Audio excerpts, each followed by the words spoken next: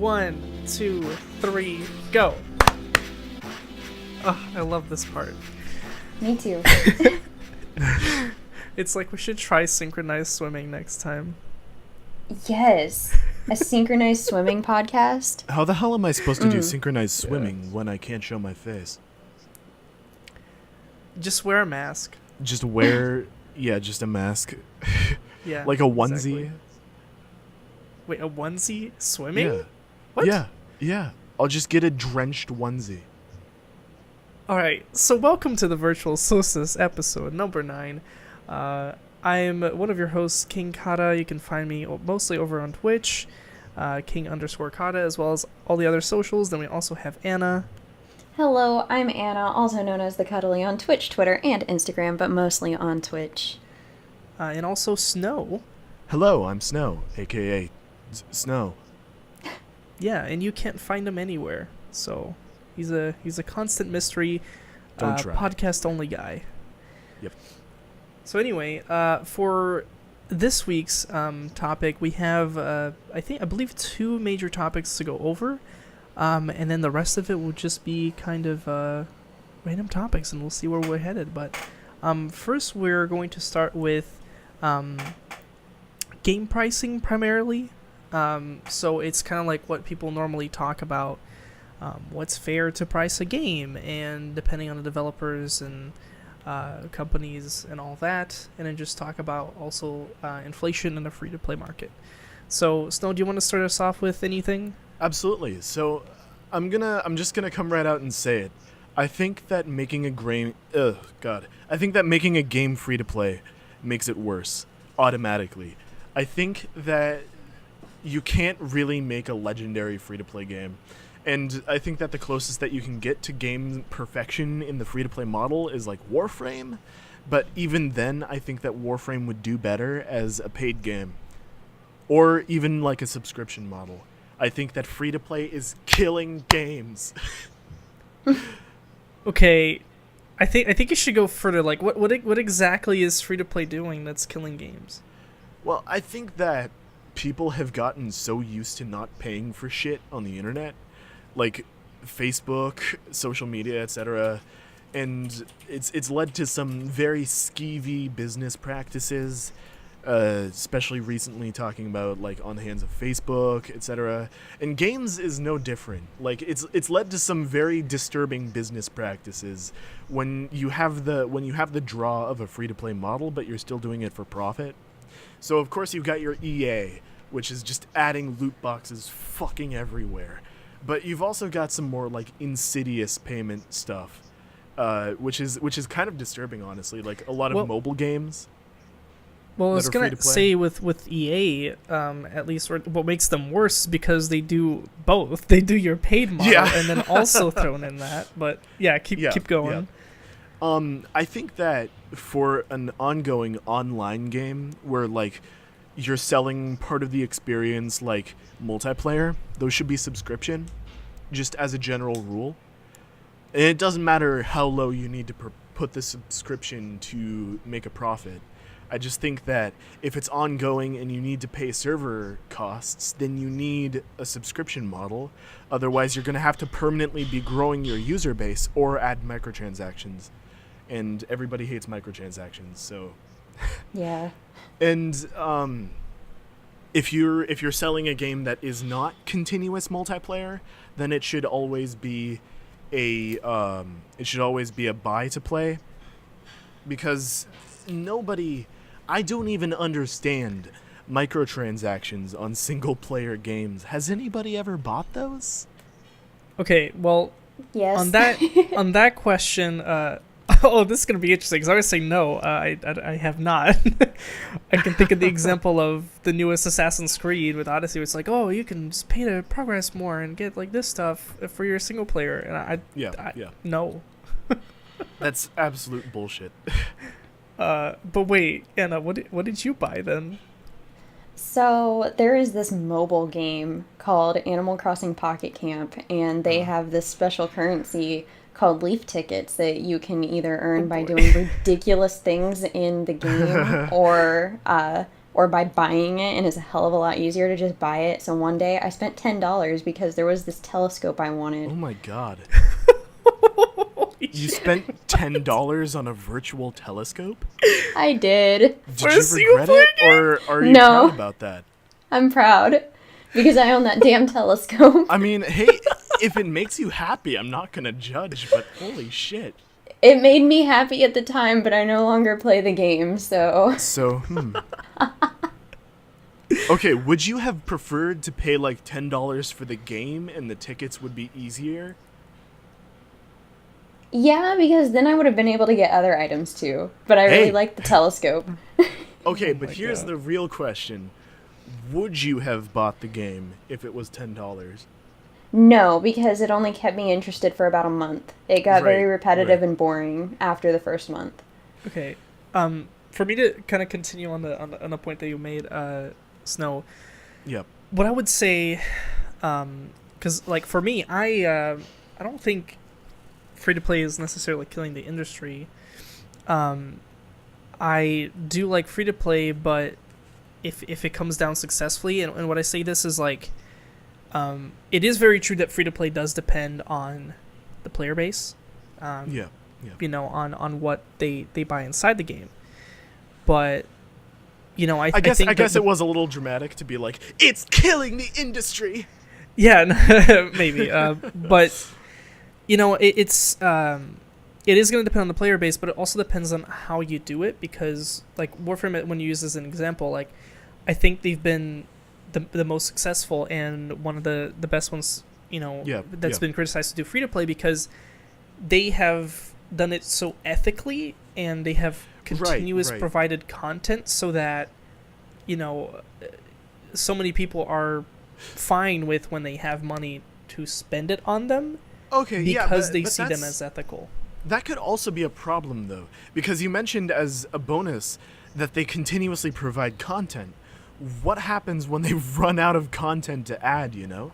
Or when they add so much content that they need to make the end game harder, and when they make the end game harder, then you can level further, and then you get power creep. You get people who are coming into the old quote-unquote hard missions, and they can just blast through it with no problem. I mean, you already have that problem with Warframes like Nidus, who are completely trivializing like every single like what used to be end game content, and Oberon is also doing that, making raids ridiculously easy, and it's also creating like this entry barrier for new players because there's this crazy amount of content and this gap between new players and players who regularly play it.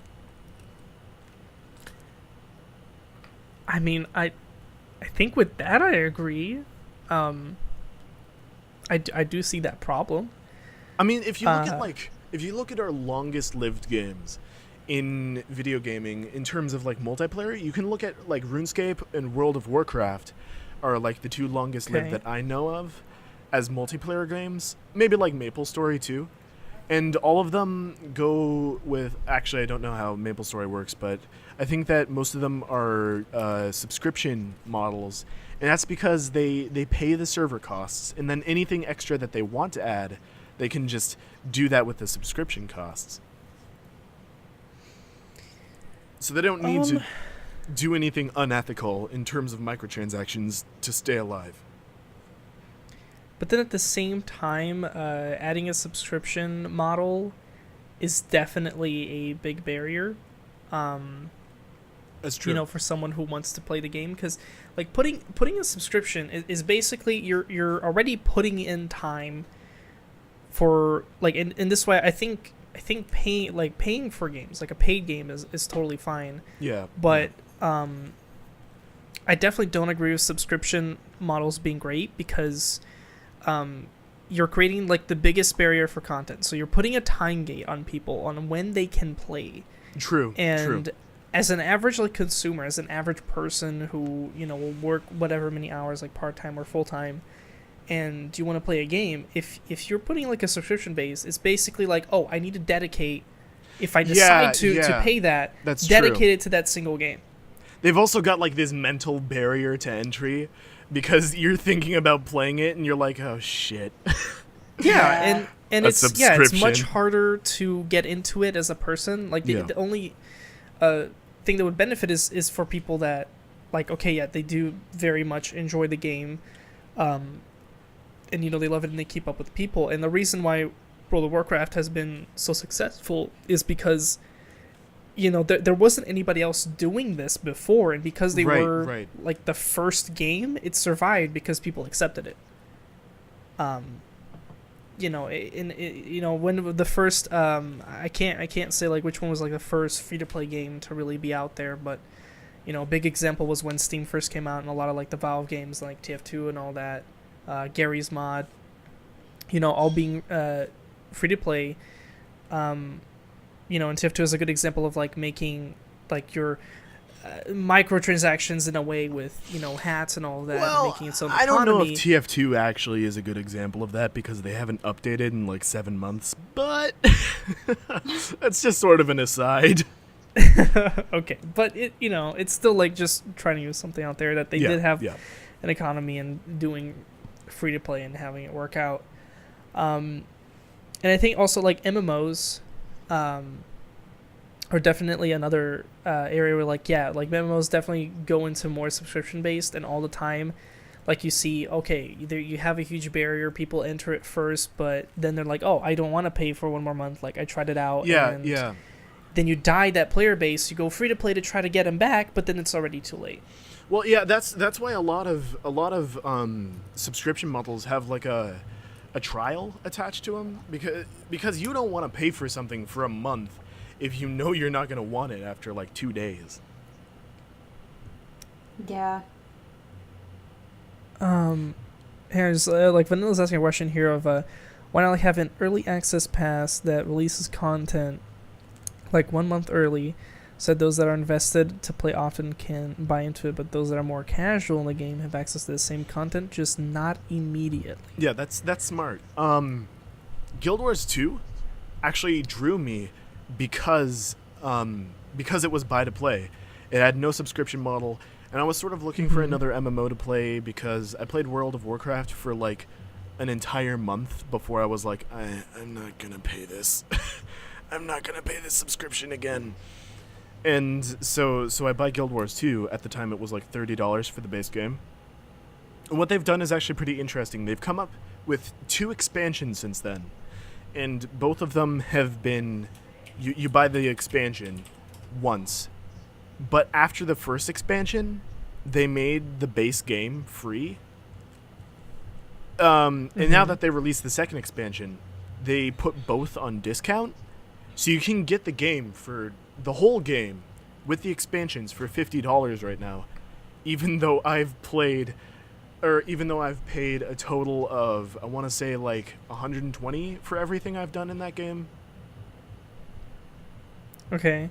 I paid $30 for the base game on sale, by the way. That was like half sale. It was $60 for the base game originally. I paid another $60 for the first expansion, and then I played. God, I cannot speak words today. And then I paid then I paid another $30 for the second expansion, so that's $120 that I spent for that total game. I mean, I got my money worth out of it because I've played that game for probably about 3,000 hours, 3,500 hours, somewhere around that neighborhood. But yeah, that payment model of buy to play attracted me. But they also have microtransactions. And it's cosmetics, but it's still like a little like. Yeah, and at least what I was gonna add is I don't think any company has done like what Vanilla had suggested, which is probably a new idea of like literally doing like early access to things. Like we've seen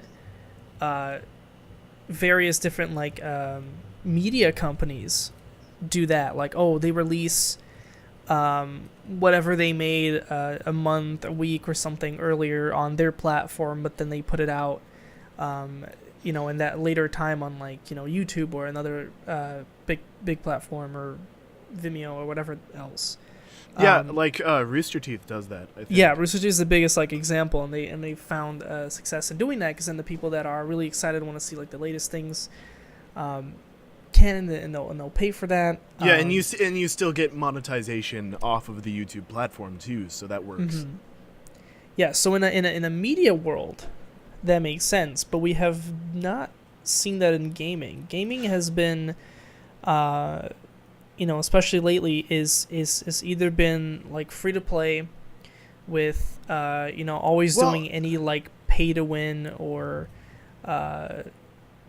form of that being constituted as bad, and any pay to progress faster or pay for cosmetics being good, with the exception of loot boxes also being criticized for. I don't know if that's true though, because we have seen it drops now, you can pay for it, and later you can do the same thing with games. But they sort of haven't told us about it, because they drop the game for payment, and then later they make it free to play, and everybody's like, oh, great, I paid for this. Like, Bless Online is a good example of that. God damn, Bless motherfucking Online. They failed in Korea. I believe I've talked about this on the podcast before. Bless Online failed on release in Korea. They ported it over to America, pretty much knowing that it was gonna fail. And then about like 3-4 months after release, they made it free to play on Steam and added so many microtransactions to it. And everybody just felt sort of ripped off, because come on, you buy a game and then it becomes free? Like, that's the worst feeling. It is. Yeah, I can definitely see that. There's been. Now, I wonder if they'd examples. find more success even if they were like, hey, you're going to get a 3-month open beta if you buy in now, and then it's going to go free to play. Instead of being like, we're going to release the game for money, and then at an undisclosed date, they come in like ready to kill your dog. Like in John Wick. They break into your home and they say, the $60 that you used to pay for our game, they lit it on fire. That's basically how I feel about Bless Online going free to play. They just break into your house and kill your dog. That's like every MMO that goes on free to play, though. I feel like that's exactly what happens. Yeah. Yeah. And it's happened to WildStar, it's happened to Bless Online, it's happened. Oh my God, WildStar! I forgot WildStar existed. They had a good thing going. They still sort of do. I just don't think they've had any updates. Like, MMOs depend on that. WildStar had so much potential. That was sort of like in the middle of the MMO drought too. Between like, I don't know, like the last good MMO that people like genuinely enjoyed was probably like Terra or something, I want to say. How long ago was Terra released? I mean, that's still no, like it was Terra, but there's also been Black Desert Online. There's been multiple like mixed things about it, but it's still actually one of the BDO. I will say BDO. Steam. Yeah. Okay, BDO Open Beta was launched in 2014 and released in North America and Europe on 2016. Yeah. WildStar, let's see real quick. WildStar was released June 3rd, 2014. Yeah, so sort of smack dab in the middle of that drought between like, I want to say like 2010 and now. We haven't gotten a single like really good MMO, like a landmark game. Like yeah, but devs that's also because the market shifted. Yeah, that's true. There's drama on that because MMO was like probably one of the biggest things to play during World of Warcraft when that was big. Then we had the surge of MOBAs through Dota, and then League of Legends being that mod, or Dota being the mod from StarCraft, and then League kind of taking that and putting it into the top. And then going into battle royales now with Fortnite still being one of the strongest things. And then we get like looter shooters being kind of like in the middle where they came before the battle royales. They're still popular, but not many people still talk about it. That's why Anthem, with which I will talk about a little bit now, is the newest looter shooter in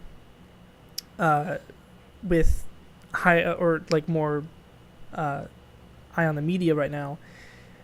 because it's the other like biggest release. We've had Warframe for quite a few years. It's been, I think, 5 years that they've been out now. We've had Destiny 1 to Destiny 2, and now it's, BioWare launching into that from its development with Anthem. And so I far, what I we've kind of just seen- feel like an old man every time I talk about MMOs. Sorry to interrupt, but like every time I talk about MMOs, I'm like, hey, remember the good old days, World of Warcraft, Guild that's how I feel Wars?" about 3D Me. platformers, man. Yeah. Back in my day, I collected jigsaw pieces and ate honeycombs. Yeah. The shit you kids these days come out with make me sick. With their chicken dinners. Fucking disgusting. Yeah, like, because I was just old enough when MOBAs started becoming a big thing that they were like a legit part of my childhood. Like, League was a legit part of my prepubescence. Yeah. I think that's for a lot of us. Like, from like Um, 12 to now, I've been playing League. But what I was going to say about Anthem is also like what how it's been so far. It was, the most played game on Twitch for I think the entire duration of its demo, and we're today like on the last day. It surpassed Fortnite, but I think almost twice as many total views. Damn. Because as much as everyone, and this is why it kind of seems hypocritical to talk about right now, but there were so many people that jump into the I hate the EA bandwagon because they're the ones that are publishing the game, when like it still became like the most played. Like, people have the most interest in this game, and yet say, "Oh, but I will not purchase it," That's because of peasant EA. game right there. And you can only play by like having pre-ordered Yeah. or had bought into like the Origin Pass thing on PC. Yeah. Game elitism is the funniest thing. Like, play what you enjoy. I know we all shit on like Yeah. Fortnite, etc., but if you like playing Fortnite, play Fortnite. Don't try to fit yourself into some shitty game just because you're like, nobody plays my game, or like, everybody plays my game. Like, just be your own person, play what you enjoy. Yeah, and that's a lot of what we kind of lose when people talk about is they're easy and quick to jump into the hating the publisher bandwagon, and I personally I don't like EA, but Yeah. they're not going to make like the such a difference that like the game itself will be like completely different if they weren't. Well, I mean, in its sometimes the head. publisher is a good indicator, especially when it's like the same producers. Well, If you're looking like at the Assassin's Creed series, which hasn't had a good game since like arguably Assassin's Creed 3 maybe, and you're like, not even Assassin's Creed 3, like Assassin's Creed 2 maybe, and Odyssey came out and people were like, it's shit, and everybody was like, oh, who knew? Who knew that the Assassin's Creed new entry, published by Ubisoft with no changes to its development team, would suck ass? And yeah, I think the perception is that it's been a really fun and different game because it's more of an RPG. But again, most of the hate came with the single player microtransactions. Yeah. But then again, that's came with the whole, and that's a good example where the game and the gameplay itself was very fun. Yeah, But because I feel you like, had an option yeah. of putting more money into the game, oh my god, it's the end, guys, because I can't control myself and I've got to open up my wallet and this credit card to get this one extra sword for myself. Therefore, I hate Ubisoft. So I think the problem is that games just need to get more expensive. but here, let me use the other example where when we talked about Bungie leaving Activision, where I still kind of see that as a good thing, but it's not immediately just like, oh my god, everything is going to change. Destiny is now going to be free to play, and there'll be like free updates just like Warframe, and no more microtransactions on Eververse. Well, they did give away the game for free. And here, like, so people actually think that, like, oh my god, they split from the publisher, it's all gonna be good. But then it's just facts. Like, the employees have made the statements where from Bungie that they've always made the game that they wanted to make, and things are not going to change. The only thing that could possibly change is when they make like Destiny 3, because they'll be doing all of their own self-publishing, and their success is going to matter on how they choose to take it. But, the life cycle of Destiny 2 is going to stay the same course, whether they're with the publisher or not. How long do you think a game should last? Like, how long do you think Destiny 2 should last before they release Destiny 3? That's, okay, so on the case of Destiny in particular, I'd say to give it a good 2 to 3 years. And that's about like the lifespan of Destiny 1. They had released their 3 like big DLCs. And they released Destiny 2 when it was kind of unfinished, and followed suit with like doing 3 DLCs to make it a full game with Forsaken. Okay, let me drop some science on you. Destiny's release date was September 9th, 2014. Destiny 2's release date was September 6th, 2017. Destiny 3's release date will be in exactly another 3 years, minus 3 days. It'll be September 3rd, 2020. That's my prediction. I believe it. Yeah, I could believe that too. But still, what I was gonna say with that aspect itself, because they've, Bungie has done a trilogy before of Halo, and then they created this new IP, and they would probably follow suit with what they've always been doing as an entire company. But if you were to ask that question on like any game in general that's multiplayer, then that would be a different story, because that would solely depend on a few things. The life cycle first primarily would be dictated by what you build the game on, and like the engine. So, you can take a look at some past games and what engines they were built of. Like World of Warcraft is still kind of going strong, but like the engine itself was built in a way where you could build a lot on top of it. But I can still look at it now and be like, oh, me as a modern player who never got into World of Warcraft, I would never want to play that game, because I look at it and it looks like it was still made 20 years ago. Like, yeah, there's been like updates and effects and other things, but it feels old because it's built on an old engine. Yeah. Also, you get a lot of games that feel the same right now because they're all using fucking Unity or Unreal Engine 4 or Unreal Engine 3. Which one are we on now? 4 or 3? Yeah, I think we're on 4 now. They made the 5th Unreal Engine, but the games that are all like 4, they're still being made currently. Yeah. A lot of the games that I'm most interested in right now are the ones that are building their own engine. Like Camelot Unchained right now is building a MMO engine. Specifically, they're doing like an old style of game, which is RVRVR, which is Realm versus Realm versus Realm. It's only PvP. And they're going really strong. They had a Kickstarter like 2013, I think, which marked the exact beginning of development. So they've been in development for a good 6 years. But they're like a small indie studio, so it makes sense. But recently they've released some shit that they've done with their engine, and it is insane.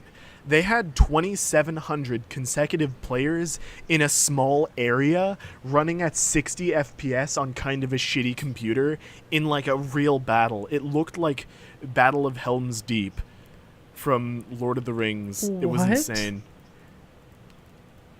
Like, I can't show you any screenshots because I'm under NDA, but it's crazy. It is insane.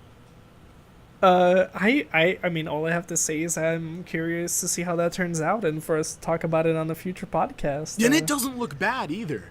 It looks really good. It's a good-looking game. It's got a strong graphical engine behind it that also happens to support 2,809 simultaneous players in a siege battle on your screen at the same time at 60 FPS. Yeah, how about you throw in what Battlefield wanted to be, the original Battle Royale. Battlefield. Yeah, dude. Before Battle Royales, Battlefield was the one doing like 16 versus 16 people. Oh yeah, I sort of remember That was Battlefield like on the Xbox and all that stuff. from way back. Good God, that was when I was hanging out at my friend's house, whose dad was ridiculously into World of Warcraft, and he was like, "Listen, I'm not supposed to play games that aren't World of Warcraft, but I've got this shit to show you." And he showed me Battlefield, and I was like, "Oh my God, that's a tank! You can shoot guns in video games." Wait. First, was he saying that as if he was like cheating on his past game or something? Like, Okay, his dad was kind of insane. What do you mean? I don't know if I should disclose this, but his dad would like beat him if he didn't play Horde on World of Warcraft if he thought about playing Alliance. It was kind of disturbing, to be honest. I mean, I think for sharing this is fine as long as you don't say the person's name, but like... Yeah. Not being like, yes, it was Jimmy Stewart, little Jimmy Stewart from 3rd grade, and his father, Steven Stewart. That's just like if I were to like have a son and then just slap him from like, "You're gonna be a Demacian! Get the That fuck was outta what here, it this was Nexus, like. Noxus shit." I went to this guy's house. His dad had like 400 beer cans around his computer, and World of Warcraft was like burned into the screen. It was fucked up. I'm Yeah, like, okay, so this that's is no way to live, man. Yeah, one, that's no way to live. No, that's a completely different story. Like living and breathing in one game. Yeah. I can't. I can't even imagine. To be real with you, as much as I also love Warframe, like if I were to only play that or continue to only play League. Yeah, I'm sorry to I I'm feel sorry attacked. sorry to tangent a bit here, but good God, that kid. I felt so bad for him. I mean, I would too. I played But, World like- of Warcraft for him, and I was like, "Hey, dude, we should be Alliance," and he's like, "No." I'm sorry, we can't. Like you're dead to me. Like, he wasn't even like adamant about him himself. He was like, "If my dad found out that I was playing Alliance," like, oh my God, man! I didn't realize that it was this bad. I was like 5 minutes away from calling Child Protective Services. I don't know. You might have like Maybe you should've. I don't know. Maybe it I sounds like should've. it sounds like a situation where you should have. I was 10. Yeah. Okay. Yeah. Fair. You can't. Yeah. I was as 10. another kid. Like, that's a bit of a tougher situation. Yeah. But no, like Anna, like what would you do like if you're just suddenly like forced to like, okay, you gotta play, like, let's not say just Splatoon 2, but like any Splatoons. Like you're forced to only play Splatoon. I would be very happy because that's all I play anyway. What you can say that now. In like We 4 mean years. forever, like the rest In of your 4 life. years, yeah. Well, I mean, like, for 18 years. For another 18 years, all you can play is Splatoon. You forged that contract in blood, and if you play a single game that is not Splatoon, your dad will come over and hit you with a belt. No. It's literally like you die. You have to make it literally you die, or else You it's not severe actually, enough. you combust. Yeah, you spontaneously combust. You set on fire. Yeah, Yeah. like of all the games that you could have said that I am forced to play, Splatoon really wouldn't be a bad one to play for 18 years. I don't know. There's only been so very few people that, Put especially your money in where your content mouth creation, is, okay? to do a single game or like game series and continue to be happy with it. I don't know. I just think you maybe put in too much thought. Yeah, I don't know of a single content creator on YouTube who has consistently only made content for one game and only that game and had any success. No, I mean, you do it for a while at the height of it, and then the game dies Yeah, down, yeah. and you have to move forward. And you play something else.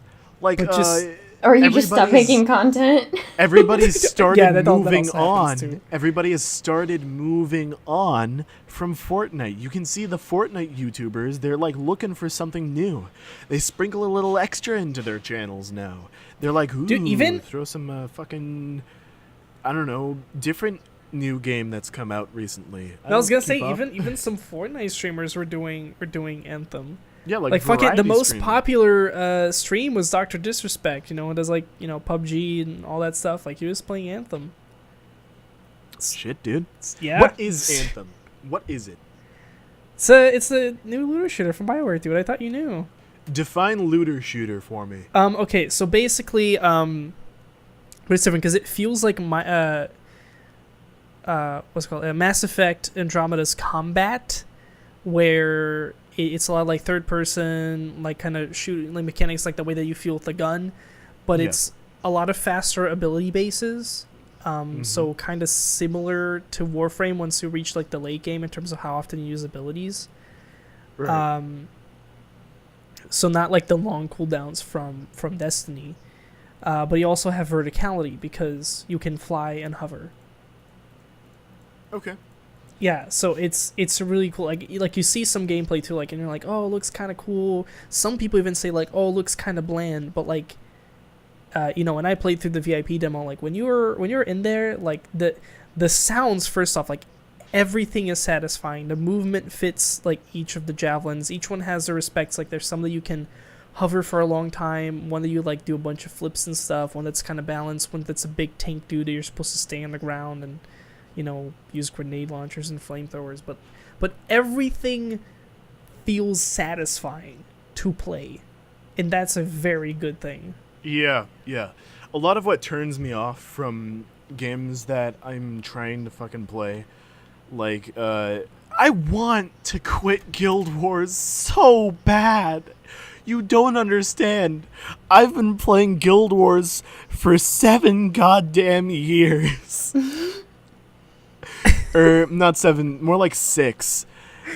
And I'm like, Okay. I'm over it, okay? I'm looking for a new game. But Guild Wars is like crack. It feels too good. I can't play a game with worse combat than Guild Wars now because it feels too bad. Somebody get me out of Guild Wars hell, please.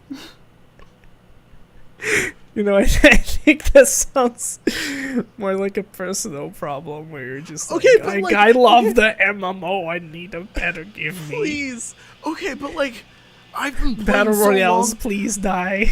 I made a free-to-play account because I was sick of playing on my normal account and I wanted a new experience. My free-to-play account right now is number 249 on the national leaderboards for ranked PvP. Get me out of this hell. I'm done with this game. I Stop can't me. relate. I can't relate at all. I've never. Stop me. I mean, maybe if I had played the amount of League that I had, but in ranked, I would feel the same as you. But, but no. I literally made a free-to-play account because I was becoming too recognizable on my main, and I was like, we're gonna go back to when I first enjoyed this game. We're gonna go back and not make a name for ourselves. We're gonna go back and a whole new experience. We're gonna play, like, the PvE content. We're not even gonna play PvP. Instantly, 249 on the national leaderboards. Someone kill me. Someone kill me. Oh my Yeah. god. So, do we want to switch back a little bit and talk about inflation? The moment a better game comes out, I quit. Hey, I can suggest a better game. Please. It's called Splatoon 2 on the Nintendo Switch. I do not have a Nintendo Switch, and I do not have the money for one. Damn it. I tried. I would. I would. Shucks. I tried to play Overwatch. I tried to get my competitive fix from Overwatch. It's too bad. Overwatch is shit. I mean, yeah, Every game is trash. Competitive. There's only very few markets where you can do that, and it really depends. Yep. I'm sorry. I'm tearing up a little bit. I'm gonna mute my microphone for a second. Okay, but let me go into and switch up back a little bit what we're talking about, but just talk about inflation, because everything has inflation. Everything is going to increase in value. But what's strange, even though like food and everything like will change its cost, I could talk about like, oh, I used to buy bubble gum for 5 cents 60 years ago, and then now it's like $1.50. When we look at games, the price of a standard game has not changed from $60 for 20 or so years. And that's kind of crazy to think about.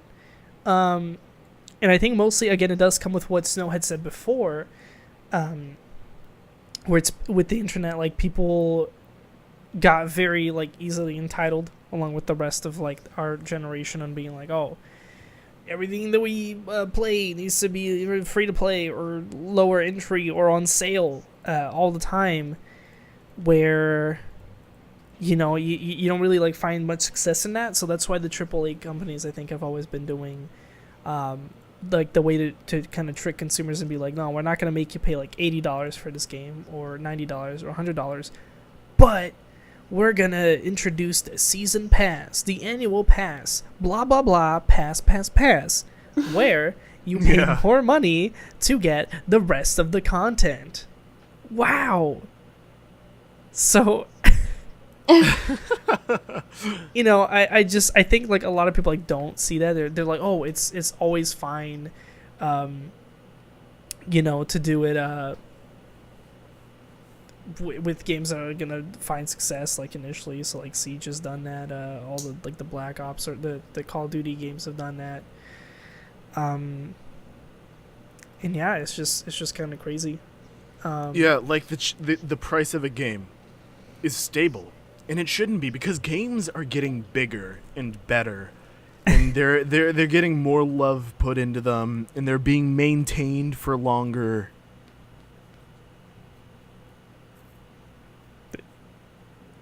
Okay, and Why shouldn't we pay more money for that? Fuck it, $200 a game. But no, I mean, generally though, like it is like we do get like a lot more content and a lot more game, but then you also get things kind of ruined because the development cycle of a game can be everywhere these days. That's why I have like all the early access shit. We talk about that, like, oh, pay less for a game that's unfinished, and then what? Maybe see it grow, maybe go from there. Yeah, it's really weird. Like it used to always just be like you have investors. With capital, you'd form a studio, you make your game, you release it with the publisher, you hope that it does well, you just like pay one price, and that's how it was done.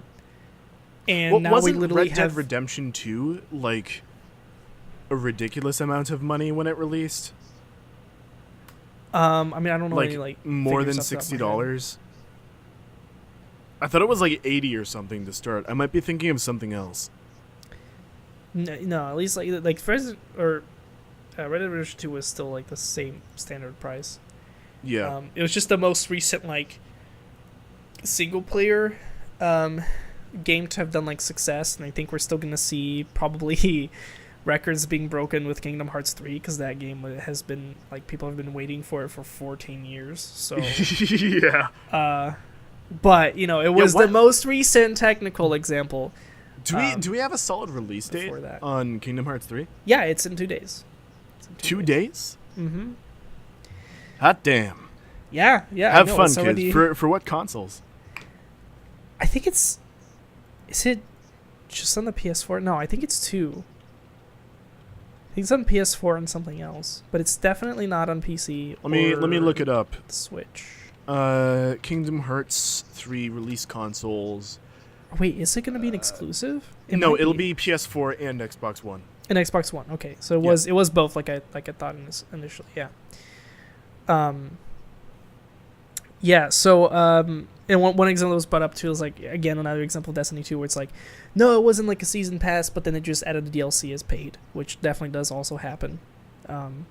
As another example. It's not even intended to be the final game of the series. Wait, really? Yeah. From the Wikipedia page. Let me find it. Wait, what? Kingdom Hearts 3 is not intended to be the final game of the series and serves as the final chapter of the Darkseeker / Zehanort saga? Whatever. What the fuck? It's not even gonna be the last one. I can't even. Okay. Let me go to this citation real quick. No. Yep, But okay. yep. But first, let me just say that I understand that the Kingdom Hearts story What is. the fuck? Yeah. Before you read that, but I understand that the Kingdom Hearts story is incredibly complicated. It has its own like huge universe. Similar to as much as I love the Mass Effect universe before they killed it with Andromeda. But that seems kind of ridiculous. So you wait 14 years for them to finish like the main story of the saga, but Kevin, then I need to stop you right there. okay. Details from the guide have been spilled onto the internet, with Kingdom Hearts 3 and 2 other unannounced Kingdom Hearts games being revealed. Woo! All right. You're gonna be waiting centuries. Well. Oh my god. Yeah, because the only one that I can think of that took 10 years to make, not even 14, and that people were disappointed with was Banjo-Kazooie Nuts and Bolts. Yeah. When I myself did enjoy that, but it wasn't the same. It wasn't the same. I mean, StarCraft 2 was like 10 years, right? So wait, what about StarCraft 2? StarCraft 2? Hold on, when was StarCraft 1 released? Oh, if that took a long time, I don't know. Yeah, also, Half-Life 3 StarCraft 1 was released in 1998, and StarCraft 2 was released in 2010, so that's 12 years.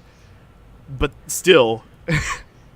Okay, yeah, that's another. Yeah, but that one came out, I think, that people were happy with. I think Kingdom Hearts 3 is also going to be something that people are going to be happy with, because as far as what we've seen in gameplay, they haven't, completely butchered what it was. Oh, no, wait, I got it. Duke Nukem Forever.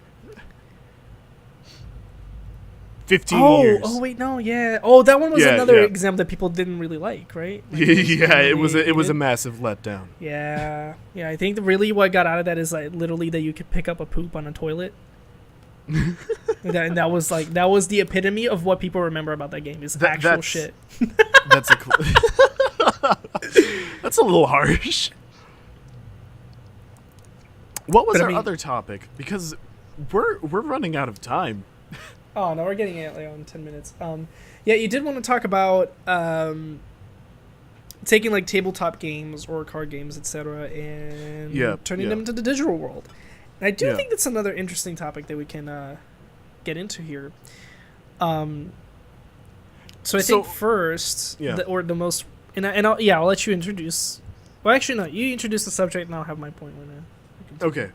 Yeah, so what made me think about this is I was actually playing D&D yesterday with a large group of friends and my girlfriend, and I was thinking about like how limited the digital world is when it comes to open world role playing, because you can't program everything that you can do in a campaign because it's flexible. And I was thinking about like the closest approximations that we had to that openness of that like tabletop games and board games can have.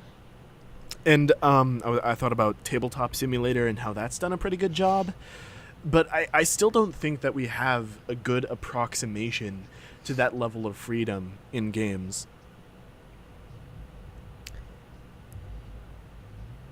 can you go like further into the level of freedom there?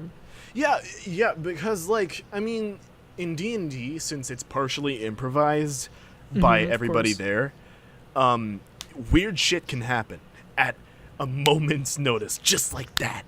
Um, as an example, I made my character, and the DM had like a whole opening scene set out for me when we started, and I didn't even tell him what my character was until the night we played. And it was kind of a stupid character too, and we improvised something that was really fucking great.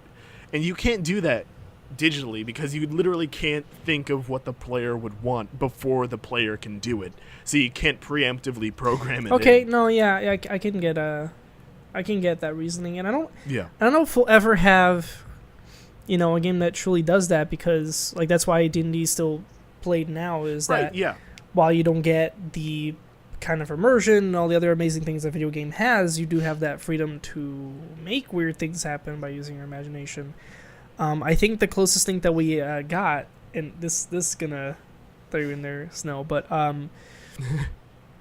when we talk about like the concept of like, oh my god, like infinite like generation levels of different cool worlds and animals and all this shit promised by No Man's Sky, and guess what happened?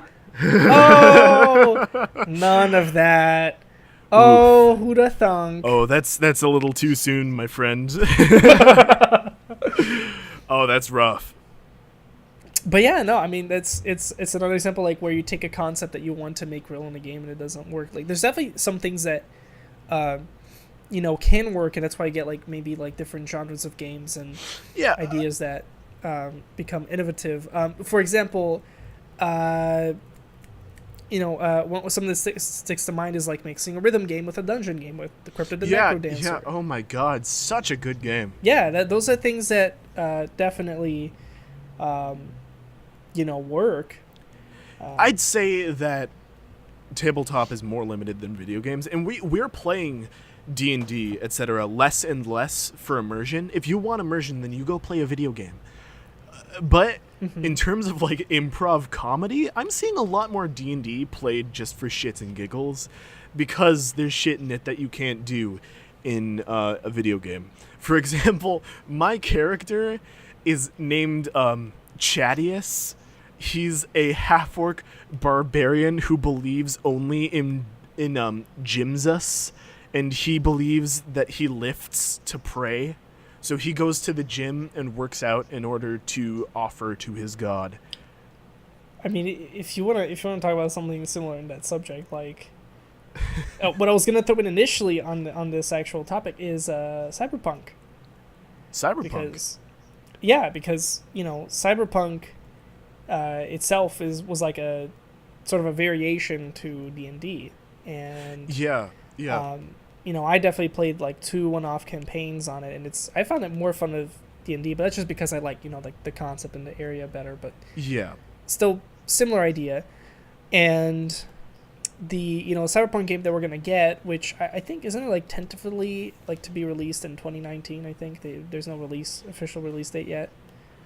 Yeah. It doesn't have a release date yet. Yeah, Just so check. we just saw like the initial like gameplay. Yeah, it can be like very different, but people are still hoping that it'll be promising. However, it's still taking like a lot of like the actual book of cyberpunk and be like, okay, here's everything that you can build. We're trying to literally throw you into the world with like a set of series of clearly like scripted events in a campaign. Right. Yeah. But that with the freedom of the book and the ways that you can build your character and all the different enhancements and everything, like create your unique experience. And that's what's really hard, and that's why I also I'm fine with them taking their time and developing the game, because you have just so many different possibilities of instances that you can do with all that creativity. And you see a good example of also what we're hoping Cyberpunk nails is demonstrated in oh man, why can't I think of it off the top of my head? Oh, Dishonored.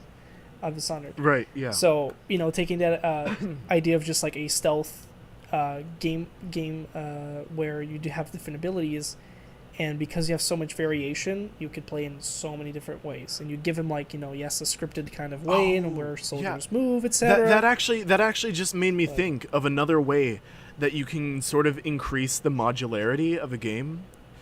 Is definitely by adding the ability to mod shit into it. The reason that people still play Skyrim after like 10 fucking years. Yes. When did Skyrim release? When did Skyrim release and people are still playing that shit? 2011.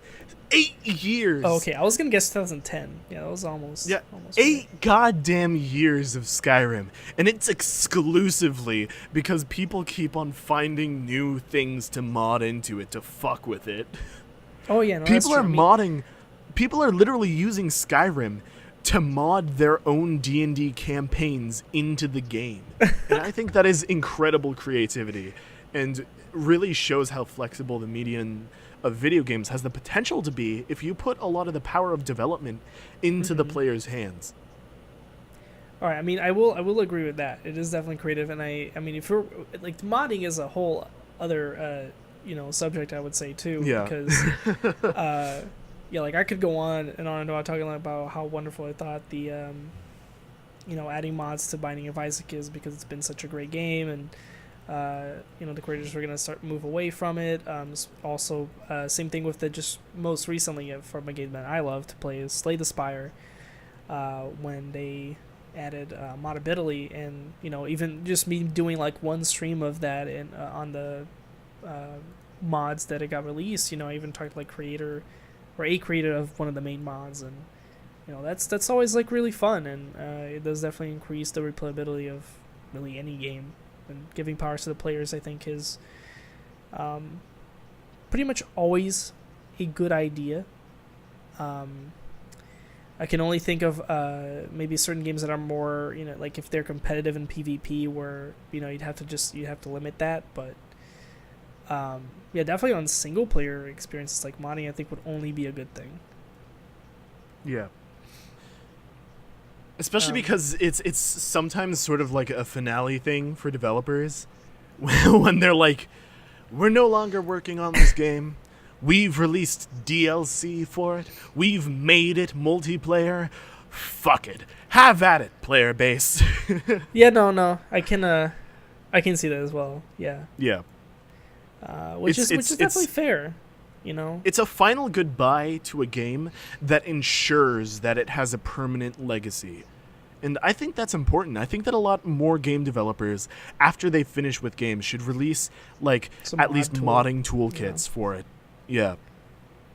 Yeah, no, I can definitely see it, because then like I said, any game that I loved that got modding just made it all the better, because then I get to just experience more of it. Yeah, I mean, could you imagine, like, let me just open up my Steam library real quick and then point out a random ass game that I have. I could 100% just throw out like, oh yeah, what if Bayonetta got mod support? That's something. Yeah, how about Hollow Knight? Oh, does Hollow Knight have mods? Oh boy. Yeah, imagine Hollow Knight with modding. Dude, people could legitimately make Hollow Knight as a roguelite. I would play the shit out of that. Yeah. Because you got the core mechanics and everything and all the characters and enemies, and they could just build on that. Oh. Yeah. No, now you're making me wish so many things, dude. Oh. Gonna seriously be like, oh my god, all these great games that I want to play more, but I don't want to speedrun. Yeah, exactly. Like, people have made mods for Breath of the Wild, but they're also like really tough. They don't make it easy. Like, they never made it easy. But people have made it anyway. They found a way because they love the game so goddamn much. Yeah.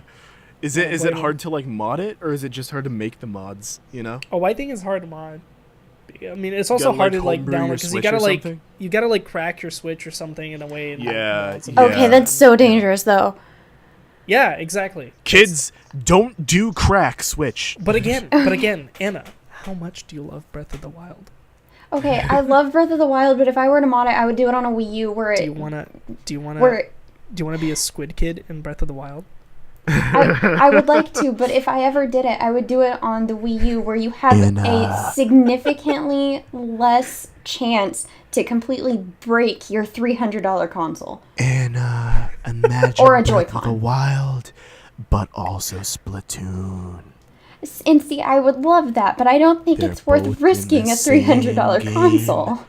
Wouldn't you pay $300 for Splatoon 2 combined with motherfucking Breath of the Wild in the same game? Honestly, it's worth money, but it's not worth $300. Do you wanna, Oh, wanna- traitor! you want to use the Mario Odyssey hat with Link? Oh my Oh, god. that'd be cool. That would be so fun. Are you kidding? Like having the full mechanics of the Mario Odyssey hat within Breath of the Wild. Wait, like just you can having possess... Link roll into a ball down a hill. Woo.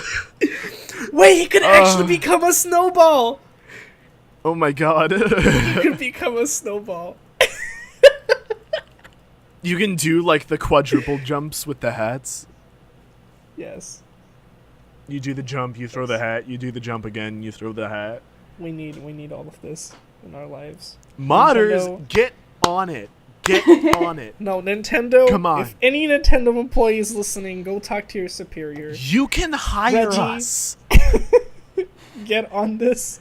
Modded support for Breath of the Wild. Listen, the people that I have already accept been modded cash and check. are dedicated. It's your money. Just take it now. Give me modded Breath of the Wild. Oh my god. Yeah. But yeah, I think this is a good maybe like any point, unless anybody has any closing statements. No closing statements from I'm me. good. I know I haven't said much this time, but I don't really have any thoughts. There's some guy fishing next to me named Moist Juice. I don't know why I felt the need to share that, but I'm always like fishing on old school RuneScape when I'm doing this podcast. I've went from level 30 fishing to level 60 fishing over all the I podcasts mean, listen, we've done. whatever makes you feel productive, I guess, dude. If that gives you motivation. Yeah. All right. But okay, so I think that was the episode for this time.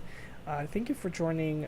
As always, anybody on Twitch as we record. This has been the Virtual Solstice podcast number 9.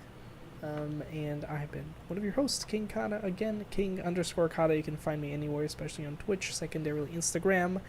Then we have Anna. Hello, I'm Anna, also known as the Cuddly on Twitch, Twitter, and Instagram, although mostly Twitch and sometimes Twitter. And finally, Snow. Hello, I'm Snow. You can find me here as Snow on the podcast. That's meta. I know, wonderful. This is so crazy. But yeah, that was it. Thank you guys, and we'll just see you next time.